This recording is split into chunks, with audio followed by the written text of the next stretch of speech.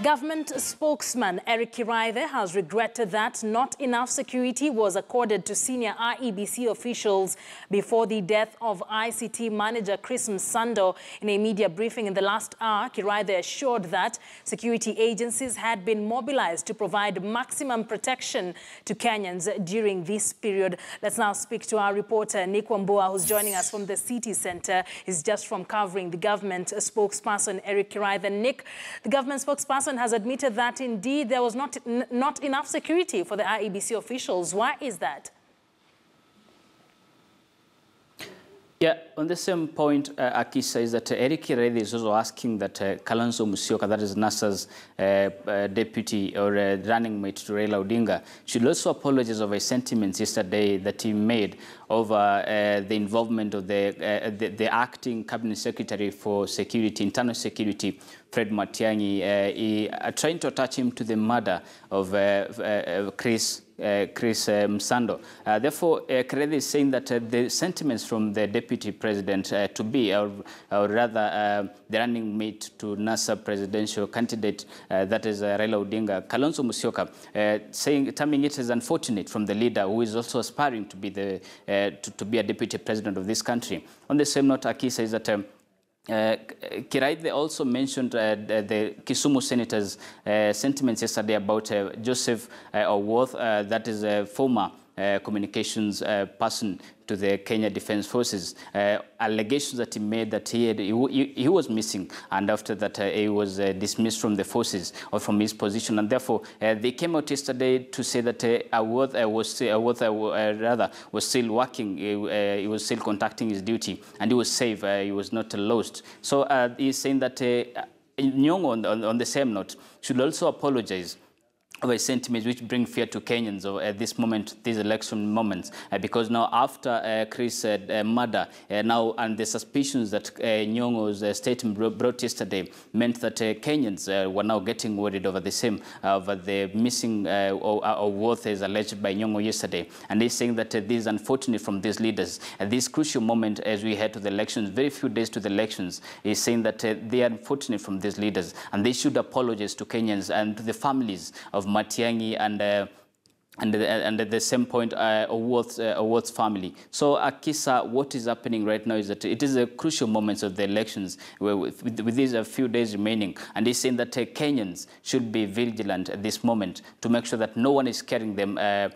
this moment. And at the same point, he's saying that there should not be mass movements from Kenyans from the major towns, especially Nairobi, whereby we have seen many people trying to move to their backyards or to their homes, just maybe what is perceived to be fear of the elections that maybe bring violence at this moment. So he's saying that Kenyans should stay put and they should not get afraid at this moment. Back to you, Akiso.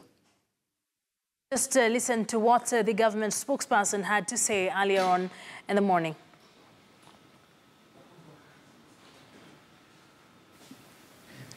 Who is also supposed to be a professor and who is a senator, went on air and very sensationally claimed that he was talking for the family of Colonel Owoth, who has gone missing. All of us now know that Colonel Owoth has not been missing. The DOD has, the Ministry of Defense has confirmed he has never missed a day's work, and this possibly could not have come from the family. The reckless utterances by Nyong'o caused a lot of greater anxiety, of course, to the extended family, a lot of anxiety to his colleagues in the military who know just how diligent he is as an officer, and of course made every Kenyan feel uncertain about the times we are living in. We unreservedly condemn that action, and we can only hope that Nyong'o, who has every aspiration to become a governor in a county in this country, will take, if he has not already taken the earliest opportunity, to apologize to the Colonel, his family, our defense forces, and Kenyans at large. Last evening, I watched Stephen Kalonzo Musyoka, who aspires to be a deputy president of this republic, and who has indeed been one in some form or the other in the past, making very shameless accusations against the cabinet secretary, the only individual in this country today steering two key ministries, security, that is interior and coordination of government, national government, and also the Ministry of Education. In regard to the death, very unfortunate death of Chris Msando. That was also very unfortunate, and we hope he will be humble enough also to apologize to Matiang'i as an individual, and also to the Republic.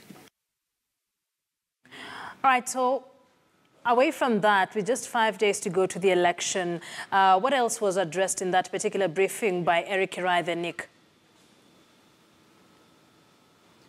Akisa, what Kiraithe did was that he was zeroing on these two issues, that is Kalonzo's statement yesterday, as well as Anyang' Nyong'o's statement on our worth. And what is coming out also is that Moses Kuria, before Chris' body was discovered somewhere having been killed, was that Moses Kuria also made some statements on Facebook whereby he alleged that Chris was somewhere having good time with a lady. And these are statements that Kiraithe is also saying that Moses Kuria should also come clean and apologize to Kenyans, because these are reckless words coming from a leader in this country. And therefore, saying that also what Moses Kuria did was that he was not supposed to make such kind of statements. And therefore, what will serve justice to Kenyans as well as the leader is coming out clearly to confess. And therefore, Akisa, what is most important in this Kiraithe statement is that he is assuring Kenyans that all is well during this time of elections, and that every leader should be watchful of what they're doing, bearing in mind that it is the last minute now of the campaigns to all the leaders. He's saying that all the leaders should be careful with what they say in these masses, and making sure that what is going to be said by every leader is going to be held accountable, because they're putting it down, and therefore they are going to make sure that they're all going to account for what they say at this last moments of the campaigns. Therefore, Akisa, Kiraithe is citing that all Kenyans are safe at this moment, no chaos, and therefore they should stay put. Also make sure that they should not move away, because this makes it is going to disrupt the mentality of or the rights of the Kenyans, that they have the right to vote whom they want. Therefore, moving away will make sure that is also going to see that they are not going to elect the leaders that they're supposed to elect at this moment. All right, Nick, thank you for that update. Our reporter Nick Wambua joining us live from our City Center studios now.